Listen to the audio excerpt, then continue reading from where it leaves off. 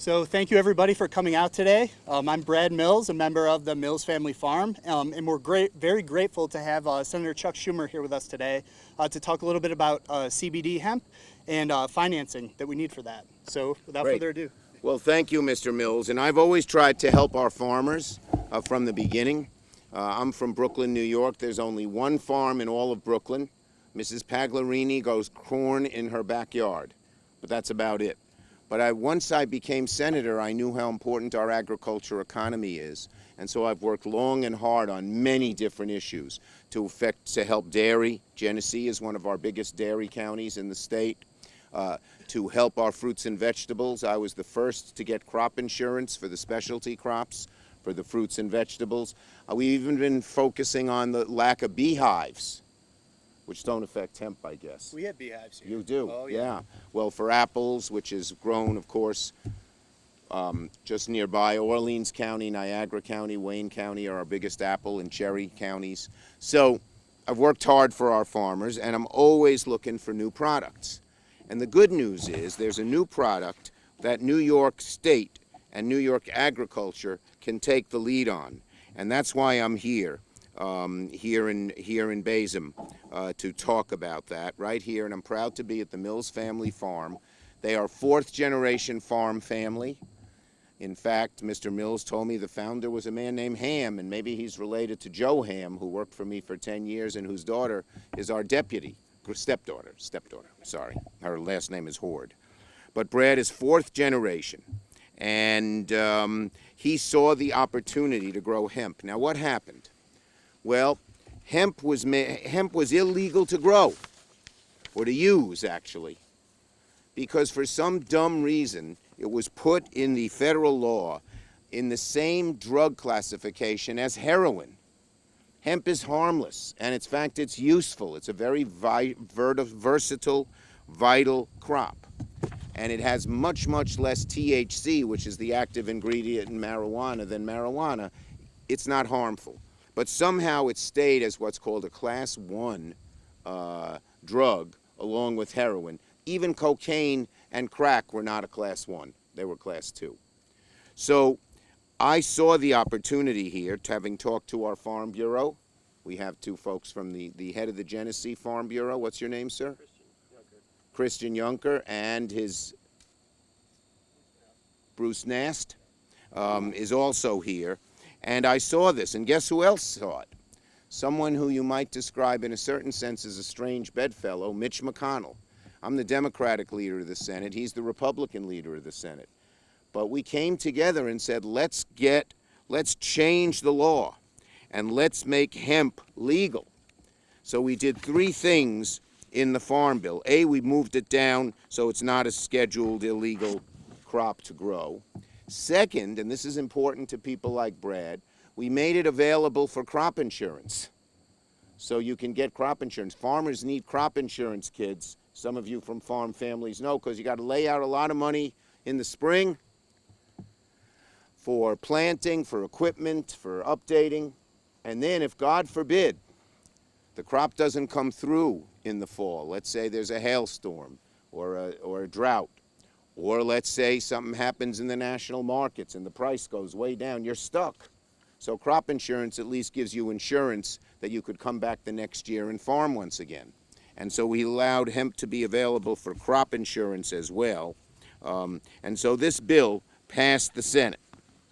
And now hemp is beginning to be grown in New York State. It so happens the climate in upstate New York, the soil and climate is one of the best for hemp in the country and the world.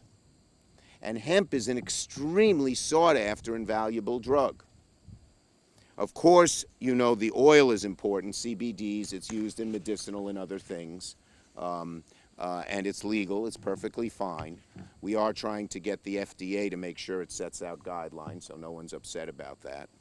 But it can be used in many other things. People don't even know this. It's used in cosmetics. It's used in construction materials. It's a very good thing to build a building with. It's not just rope. You know, everyone thought hemp is just rope. Much more.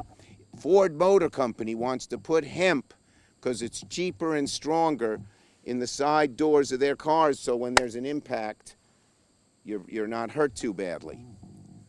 It's used in so many different areas. So there's a great demand for hemp. But there's only one problem. Our bankers, our local bankers, the community bankers who help the farmers, are still a little scared about financing hemp. Why? It's now legal, but they still hear hemp, marijuana, CDC, all that. And so I am writing a letter today to the FDIC, that's the Federal Deposit Insurance Company, and the Federal Reserve and the OCC. Those are our three bank regulators. And I say, hurry up, get moving, and put out guidelines about lending to hemp. It's important for loans. You can get a farm loan, even if it's a guaranteed loan. It's important for credit cards. Oftentimes, they don't want to take the credit card involved in selling the hemp, running the farm, that's a hemp farm or whatever. And it's involved in payment systems. So for all three of those reasons, that's the one barrier left, the banks.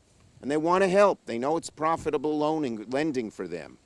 But they need this clearance from the regulators. And today I am starting a major push to get the regulators to put out their guidelines about lending to farms, hemp farms, like the Mills farm here, to lending to any credit card, using it for any credit card transaction, to using it to allow people to deposit money who are involved either in the farming part of the industry or the processing part of the industry.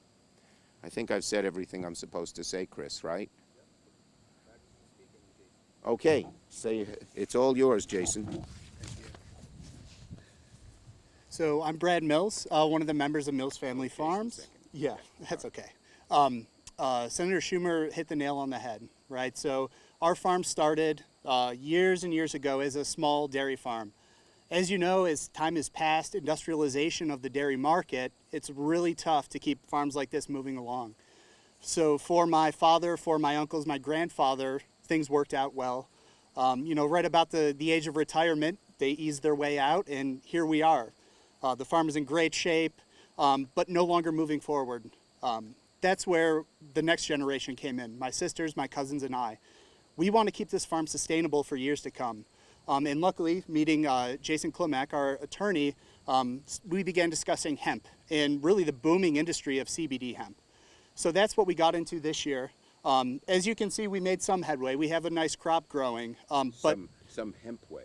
Yeah, some hemp way. I'm going to take that one. That's pretty good. Yeah. So things are going well, but we learned quite a bit. So starting up, we definitely had resources that a lot of other people don't have at their disposal.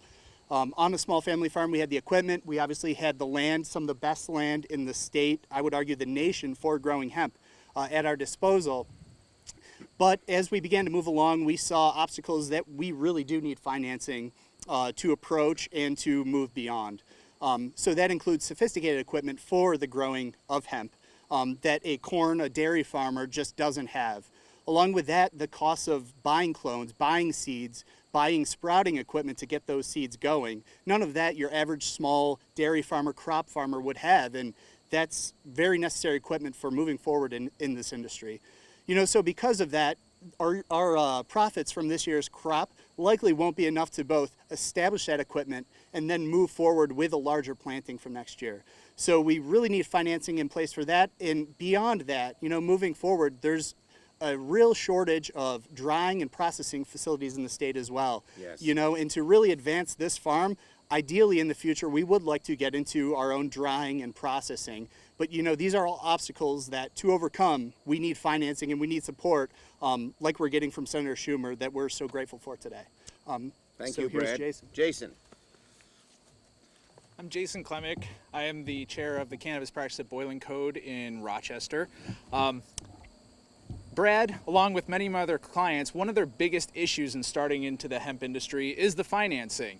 And right now it's kind of relegated to very, very small plots or moneyed parties that want to get into it. But some people that are left behind are the local farmers.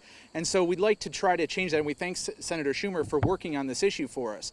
Right here on an acre it costs about $5,000 just to plant 1 acre of hemp, and that's just the plants alone. That's not all the equipment and the labor and everything. That's a lot for a local farm to do.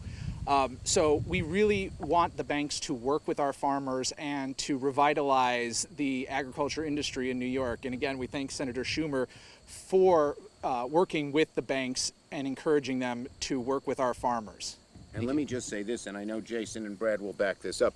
If they can get if Jason can get the financing with Brad's help, he can grow a lot more than these are the plants right here. And what is that? This is about how many plants? Quarter to half an acre with another over there. So okay, so they got about an acre, but they could grow many, many more acres. And there's huge demand for CBD oil and for the material, the fiber of hemp to be used in many activities. So he could make very good money. He just has to overcome that financing hump. Grown sustainably, organically, and using less natural resources such as water than corn. Yeah. So it's a great thing to do. The one thing left to stand in the way now that we've changed the law is the bankers. We're going to get after them. Okay?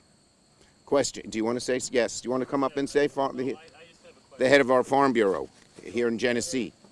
As the industry grows from the demand and eventually normalizes, what can we do as New York State to give ourselves a competitive advantage? Okay, well, in New York State, we have higher costs of doing business. We have higher labor costs. Eventually, when the industry normalizes, we're going to be at a disadvantage. Right. The one big advantage we have is that some of the major companies that want to process hemp, because of my work and the work we did in the bill, want to be here. The biggest processing plant in the whole United States to make oil and fiber is in Tioga County, which is not that far away from here. It's run by a company called Canopy, but guess who helps fund Canopy? Right down the road, Constellation Brands, one of our biggest companies here in the Rochester Finger Lakes area.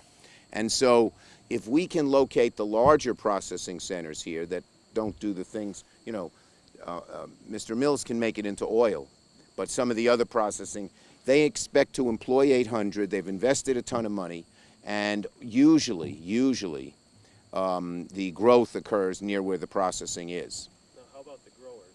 So if the farm in Kentucky can grow it cheaper than us, they can still ship it here to processing. Can you do something similar to the malt? Well, yeah. To the barley industry Yes. grown in New York? Well, there are lots of things that we can do. I helped with the barley industry. In fact, I got crop insurance for the malt barley, which wasn't growing here in New York, and they had to get it from other places, and now it's allowed here. But yeah, we'll do everything we can to give ourselves a competitive advantage. We're off to a good head start. There's a real shortage of hemp. This is not going to be a seller's market for a while. And so that will give us a big advantage because we're ahead of just about everybody else, and the climate is better here. That, Kentucky, Western Kentucky, if they're not near any processing plants, the transportation costs will mount up. Question for Brad. Yeah. Just about the economics, and maybe you can step over the mics. Sure. So, probably if you weren't growing hemp here, you'd be growing corn, maybe sometimes And we are. soybeans. Just talk about Yep. the economics of how you think this will work out if you're taking other crops out of production and growing hemp. Yeah, so I kind of jumped ship before it was my turn to grow the corn, the wheat, the oats, and whatnot. Now I'm back in it with the hemp. But the way I see this, it's unique, and at least the little background I have growing dairy products, it's very different. It's not like growing a corn stalk; it's like growing a wine grape. So with respect to that, there's a lot of new. It's really a different style of farming for the farmers to learn. As for the economics of a transition from corn-based economy into a hemp economy, I think that Senator Schumer could talk much more for that, but hemp is a much more it's much more diverse and can be applied to several different uses within the community, I believe, than corn. Don't quote me on that issue, but and along with that, Absolutely true. yeah, and along with that too, what goes into hemp, right? This is an organic, sustainable crop. We're right now doing research with Seneca Farms biochar, testing different biochar and microbe compounds on the growth of our plants. So essentially, the fertilizer that goes in is what the plant is. We take stalks, we put them through a process called pyrolysis, packing the carbon in, and then put them on next year's crop to promote the growth of that. We're not using pesticides, we're not using herbicides. We have drip irrigation, but even that we hardly use. This crop is very hardy, loves growing in this region. So, you know, the ease of growth, the potency of that growth, along with the diverse applications of it, I have no reason to believe that there would be big economical issues with transitioning from corn. Well, it sounds like there's a lot of expense associated with growing hemp. Yeah. I'm just wondering, is the profit margins, do you still expect to be better? Right now, the profit margins are great. Obviously, as we expect, they're very likely to normalize, and that's where I think a lot of farmers will be interested in starting with the growth, but then moving towards more processing of the product itself to, you know, keep more of the costs in their own pocket. And, you know, beyond that, we're talking about hops, talking about the beer industry in New York, right? As much vertical integration as we can have, you know, that's going to keep a lot of the profits here in New York in the pockets of the small farmers and really limit the industrialization of what I think is a great crop for small farmers. Cornell Co-op, which studies this stuff for New York farmers and is really smart, says the profitability and future of hemp is one of the highest of any product that can be grown here.